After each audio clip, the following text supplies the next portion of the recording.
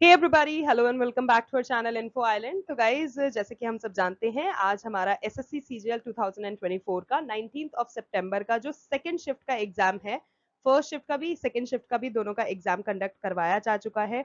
और जैसे कि हम सब जानते हैं, स्टाफ सिलेक्शन कमीशन ने एसएससी सीजीएल के एग्जामिनेशन 9th ऑफ सितंबर से कंडक्ट करवाना शुरू कर दिया था, जिसमें आज यानी कि 19 सितंबर तक आपके एग्जाम्स हो चुके हैं।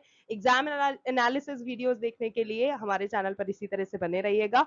हमारे चैनल पर आपको एग्जाम एनालिसिस वीडियोस मिल जाएंगे, 9th का भी है, 10th का भी है, और आज भी फर्स्ट शिफ्ट का भी हमने शेयर करा था। अगर अभी तक नहीं देखा है तो जल्दी से जाओ, जल्दी से देख लो। और this is the reason why मैं आपको बोलती हूँ जल्दी से चैनल को सब्सक्राइब करो, नोटिफिकेशन बेल आइकन हिट करो, क्योंकि एग्जाम एनालिसिस वीडियो चैनल पर लाइव आ गया पर आपको पता ही नहीं है, because you were not subscribed to the channel and you were also not notified because you were not subscribed.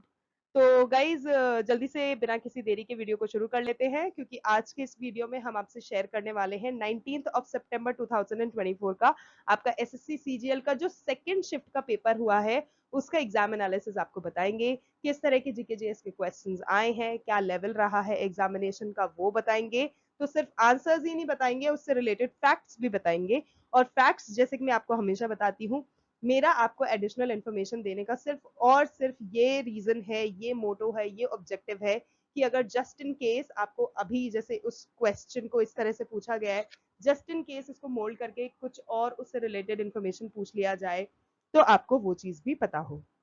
So guys, चलिए जल्दी से शुरू कर लेते हैं। और यस, चैनल पर अगर नए हो, सब्सक्राइब नहीं कराया तो as I said it earlier, जल्दी से जाओ सब्सक्राइब कर लो so that you do not miss any update. So yes, let's begin with the questions. तो गाइज, नंबर वन जो इंपॉर्टेंट क्वेश्चन आज आपको पूछा गया था आपके एसएससी सीजीएल के सेकंड शिफ्ट में, तो ध्यान रखिएगा, हम सेकंड शिफ्ट के पेपर का एनालिसिस कर रहे हैं। फर्स्ट शिफ्ट का देखना है तो मैं यहाँ पर आपको आई बटन में शेयर कर दूंगी, डिस्क्रिप्शन में भी उसका लिंक प्रोवाइड करा दूंगी, देख लेना।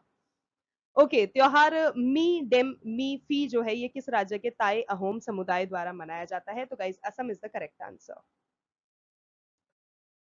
नेक्स्ट क्वेश्चन आपसे पूछा गया था that which of the following committee was established in the year 1999? Okay, 1999 में on identifies the existence of legal provisions for the implementation of some of the fundamental duties of the citizens. So guys, Verma committee is the correct answer for this question. Next आपसे पूछा गया था कि Usha barley जो हैं, जिनको हाल ही में सम्मान एक उनको दिया गया था, तो वो कौन सा सम्मान था जिससे उनको नवाजा गया था? तो गाइज, उनको 2023 में पद्मश्री से नवाजा गया था।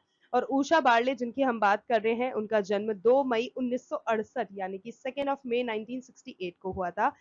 आई नो एडिशनल इन्फॉर्मेशन है, पर अच्छे से याद करना, you never know, you do not know कब आपसे किस तरह से क्वेश्चन मोल्ड करके पूछ लिया जाए। ओके, सो उनके जन्म की हमने बात करी, 2 मई 1968 उनका बर्थ डे हो गया। और छत्तीसगढ़ से वो बिलोंग करती हैं, और छत्तीसगढ़ की एक पारंपरिक प्रदर्शनकारी लोक कला रूप की भारतीय पंडवानी लोक गायिका है। तो हु एग्जैक्टली शी इज? वो भारतीय पंडवानी लोक गायिका है। ठीक है, ये भी इंपॉर्टेंट है, याद रखना। वह कपालिक शैली में अपने प्रदर्शन के लिए जानी जाती हैं, ये भी ध्यान रखना।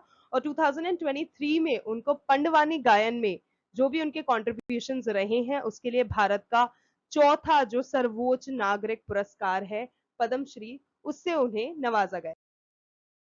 Next question guys, agriculture short से रिलेटेड आपसे पूछा गया था कि जो एग्रीकल्चरल शॉर्ट होता है, ये जो शब्द होता है, इसका इस्तेमाल कभी कभी किस खेल में किया जाता है? तो गाइस, आपको अलग अलग ऑप्शंस दिए गए थे, जिसमें जो क्रिकेट ऑप्शन था that is your correct answer. जो एग्रीकल्चरल शॉर्ट होता है, ये एक ऐसा वर्ड है जिसका यूज जो है अक्सर क्रिकेट में जो बल्लेबाज होते हैं, जो बल्लेबाज होते हैं, उनके द्वारा खेले जाने वाले खराब शॉट को संदर्भित करने के लिए किया जाता है। मतलब अगर जैसे क्रिकेट में जो बैटिंग कर रहा है, उसने अगर अच्छा शॉट नहीं दिया है, खराब शॉट दिया है, तो sometimes they refer it as agricultural shot.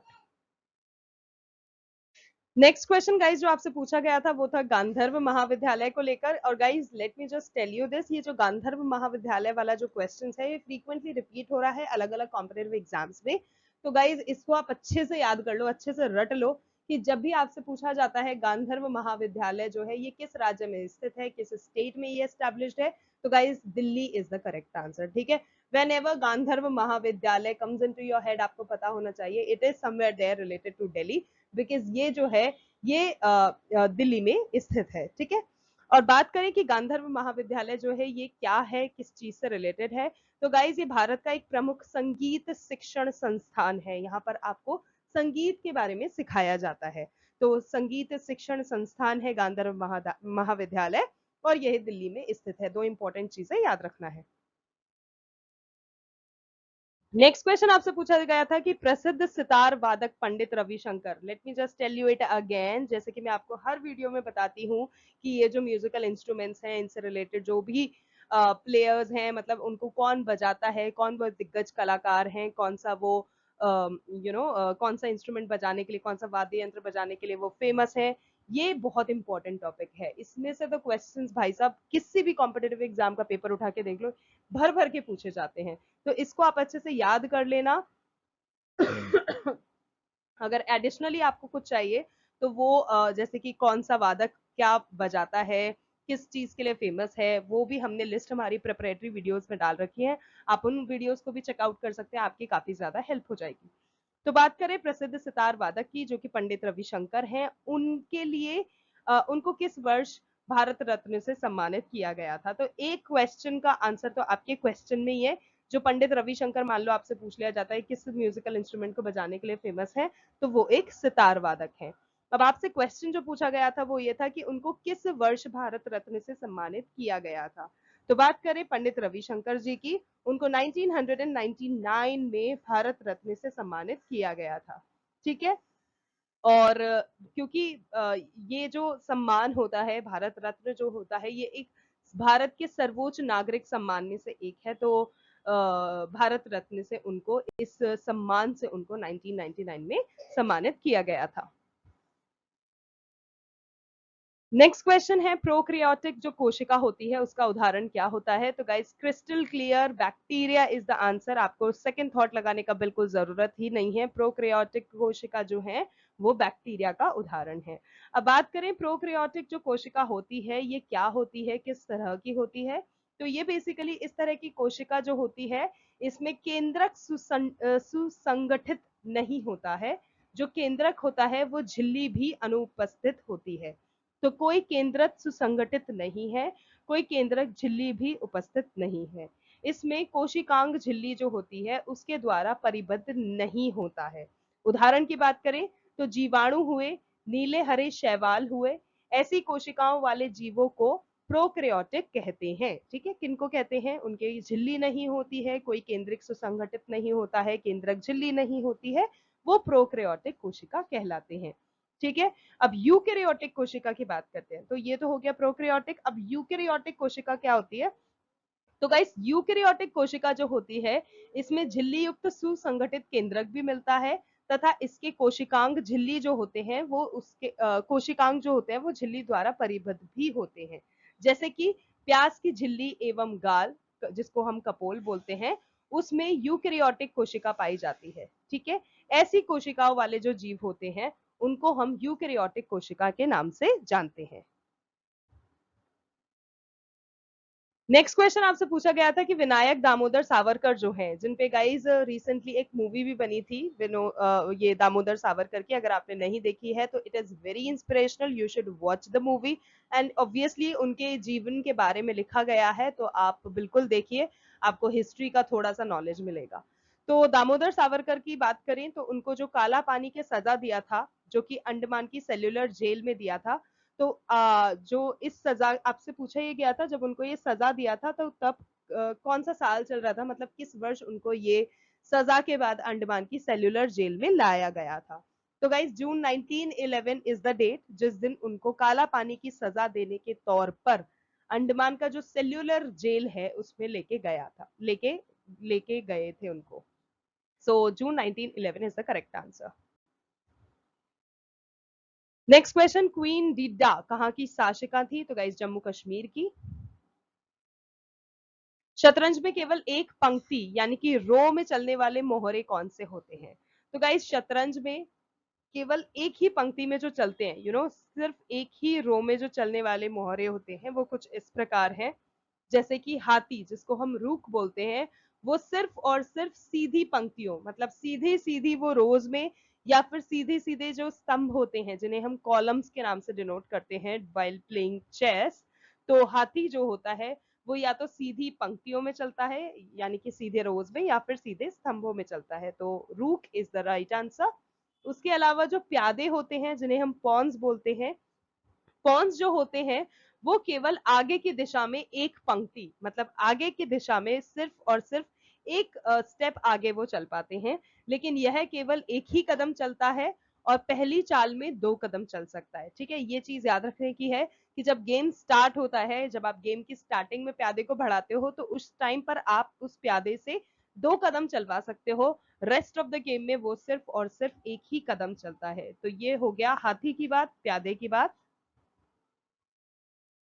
Next हो गया राजा, जिससे हम किंग बोलते हैं, रानी जिसे हम क्वीन बोलते हैं, और ऊंट जिसे हम बिशॉप के नाम से जानते हैं। ये भी वही प्लेयर्स हैं चेस के जो कि एक ही पंक्ति, सॉरी, ये वो प्लेयर्स हैं जो कि एक पंक्ति में नहीं चलते। ठीक है, अभी हमने देखा था, हाथी देखा था, पॉन्स देखे थे, वो एक पंक्ति में चलते थे, बट राजा, रानी और ऊंट जो हुए वो एक पंक्ति में नहीं चलते, वो अलग अलग दिशाओं में चल सकते हैं। So I hope it makes you clear in your head, तो अच्छे से याद रखना। नेक्स्ट क्वेश्चन, मेंडलीव की आवर्त सारणी के अनुसार ए का एल्यूमिनियम का जो परमाणु भार है वो कितना था, जिसे बाद में गैलियम ने प्रतिस्थापित कर दिया था? तो गाइज इसका करेक्ट आंसर है 68। और बात करें मेंडलीव की आवर्त सारणी की, तो मेंडलीव ने 1869 में जो आवर्त सारणी थी उसको प्रकाशित किया था, लेकिन उस समय तक सभी तत्वों की खोज नहीं हुई थी, इसीलिए उन्होंने एल्यूमिनियम और सिलिकॉन के तहत कुछ स्थान छोड़ दिए थे। तो प्लीज इसको अच्छे से याद रखना। कब आवर्त सारणी प्रकाशित करी थी मेंडलीव ने? 1869 में। ठीक है, तीनों चीज याद रखना है, किसने किया? मेंडलीव ने। कब किया? 1869 में। क्या किया? आवर्त सारणी प्रकाशित। Okay okay, next important question जो कि पूछा गया था वो है लूनी नदी का उद्गम कहाँ से होता है? अगेन रिवर्स हुए, लेक्स हुए, माउंटेन्स हुए, ये भी बहुत इंपॉर्टेंट टॉपिक है। हाईएस्ट जैसे माउंटेन रेंज हुआ, ये भी इंपॉर्टेंट टॉपिक है, और इन सब पे वीडियो अवेलेबल है चैनल पे, जल्दी से जाओ देख लो यार, किस चीज का इंतजार कर रहे हो, आपकी काफी हेल्प हो जाएगी। तो बात करें लूनी नदी की, तो उसका जो उद्गम होता है वो होता है आपका नाग पहाड़ से।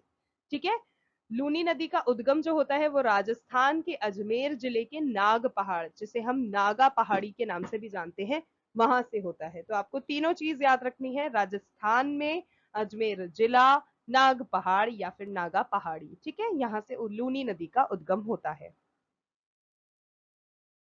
नेक्स्ट क्वेश्चन आपसे पूछा गया था कि जो मुलायम सिंह यादव हैं वो किस स्टेट से बिलोंग करते हैं? तो गाइज वो उत्तर प्रदेश से बिलोंग करते हैं, और उनकी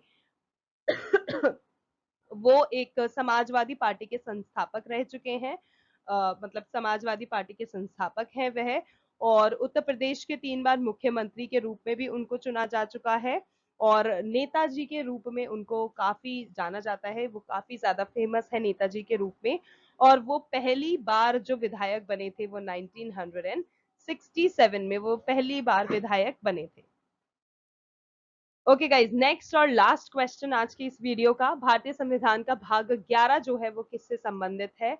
तो गाइज जो भाग 11 है हमारे इंडियन कॉन्स्टिट्यूशन का, वो संघ और राज्यों के बीच में जो संबंध होते हैं उससे संबंधित है, और भारत के संविधान का जो भाग 11 है वो संघ और राज्यों के बीच संबंधों से संबंधित है। तो ये भी इंपॉर्टेंट टॉपिक है, इंडियन कॉन्स्टिट्यूशन हमारा हुआ, उसके आर्टिकल, अमेंडमेंट, सूचियां, अनुसूचियां सब इंपॉर्टेंट है, और सब चीज पर आपको वीडियो मिल जाएगा चैनल पे, जल्दी से जाओ देख लो, अच्छे से रट लो, हो सकता है आगे आने वाली शिफ्टों में क्वेश्चन पूछ लिया जाए।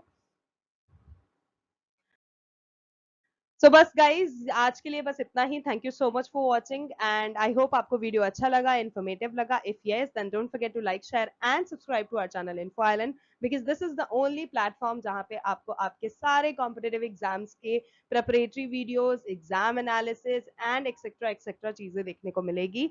एंड यस अगर अच्छा लगा तो अपने यारों, दोस्तों, परिवारजनों सबको भेज दो, सबसे चैनल को सब्सक्राइब करवा लो जल्दी से। और yes, we will see you in our next video. Until then, much love and all the very best to all the candidates.